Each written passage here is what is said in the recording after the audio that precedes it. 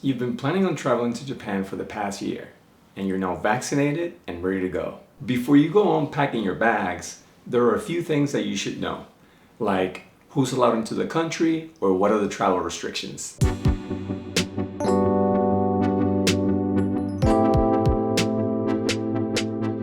Hi everyone, my name is Argelis, and I'm going to talk to you about my experience traveling to Japan during COVID-19. Before I dive into it, I want to highlight that currently foreigners are barred from traveling to Japan as tourists. Another quick note is that this video is strictly based on my experience as a spouse of a Japanese citizen. So please do your due diligence as travel requirements and restrictions are in flux as the COVID-19 response continues to unfold. Visit the Japanese consulate's website and contact them to get the most up-to-date information.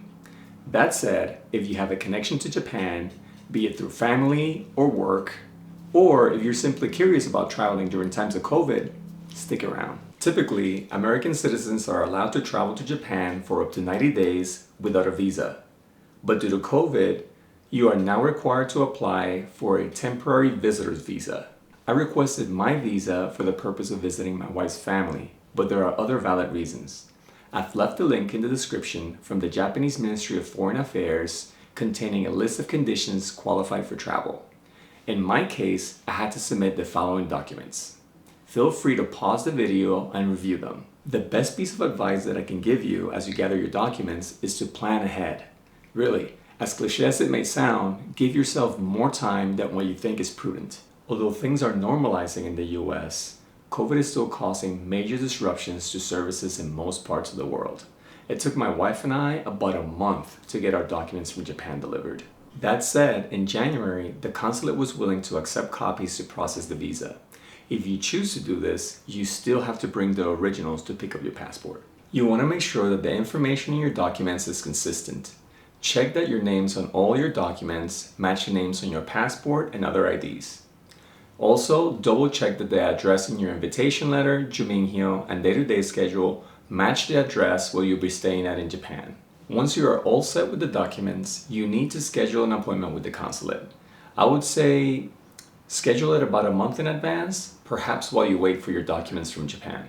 Be sure to make copies of all of your documents, since the consulate will keep the originals and will not make copies for you. After submitting, it took us 4 days to pick up my passport. My visa had a departure window of 90 days, which was a nice cushion given that our flights were canceled 4 times before finally flying out in February. We flew out of New York and JFK was eerily empty. It was really shocking to see an airport as busy as JFK with so few passengers walking around. My wife and I counted 2 or maybe 3 people at the counter. In addition to our passports and flight tickets, we had to provide our marriage certificate and negative COVID test results to check in. Going through security was perhaps the best experience I've had in years.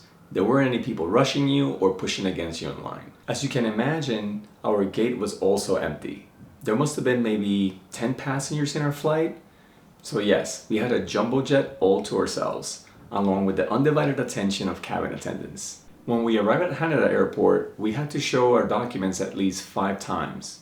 At one of the checkpoints, we had to do a PCR test. This test, however, was done through a saliva sample rather than a swab. So make sure you stay hydrated. After the long flight, my wife was so parched that it took her 15 minutes to give the sample. Afterwards, we waited about 20 minutes for our test results before finally entering Japan. The whole process took another hour, but mind you, we were the only night flight. Due to our late arrival, we spent the night at the Royal Park Hotel in Terminal 3, which was convenient given that we landed on that terminal. And unlike JFK, convenience stores at Haneda Airport were open 24/7. I have to say, Japanese convenience stores are truly amazing. If you don't know about Japanese convenience stores, just do a quick search on YouTube. People have made tons of videos dedicated to Japanese convenience.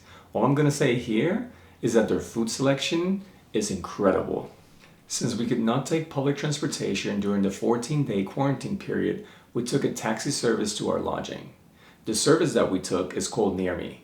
Out of all the companies we researched, Near Me was the most inexpensive. The van that we rode in was notably clean, and like most services in Japan, it was on time.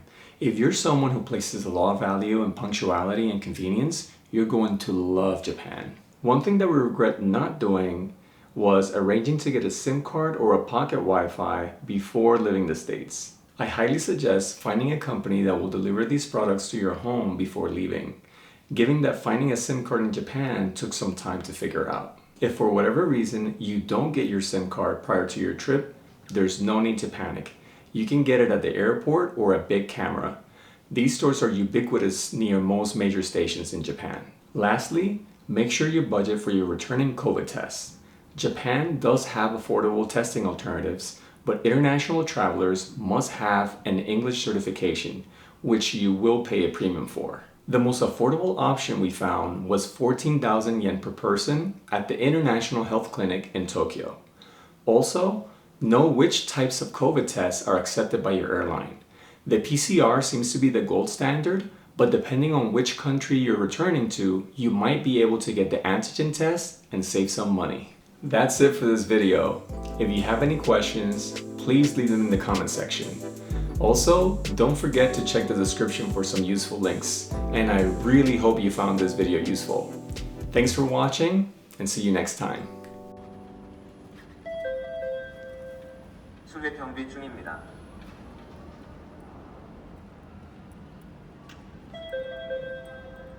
巡回警備中です。